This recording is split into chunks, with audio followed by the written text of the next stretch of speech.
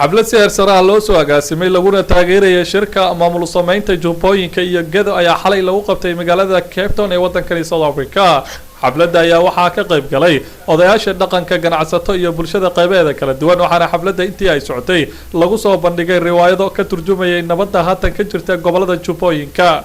dadkii ka hadlay xafladda ayaa si weyn u sheegay inay taageersan yihiin shirka Kismaayo ee la doonayo in lagu dhiso maamul ay yeeshaan dadka degan gobolada jubbooyinka iyo gedo. qaar ka mid ah dadkii ka hadlay hadaladooda ayaa waxaa ka mid ahaa sida tan: iyo dareenkooda goboleed oo ay ku taageerayaan maamul u samaynta gobolada gedo iyo labada jubbo.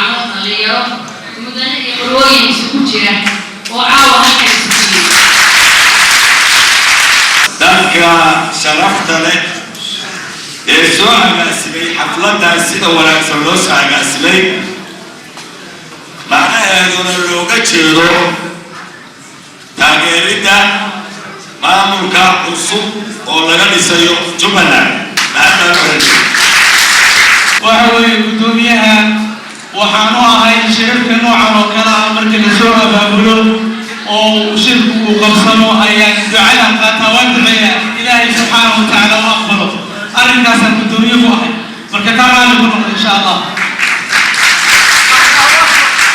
xafladda lagu taageeraya shirka Kismaayo ayaa noqonaysa tii ugu horeysay ee ka dhacda dalkani Koonfur Afrika waxaana ay ku soo dhamaatay jawi aad u degan. Mustafa Xasan, Universal TV, Cape Town.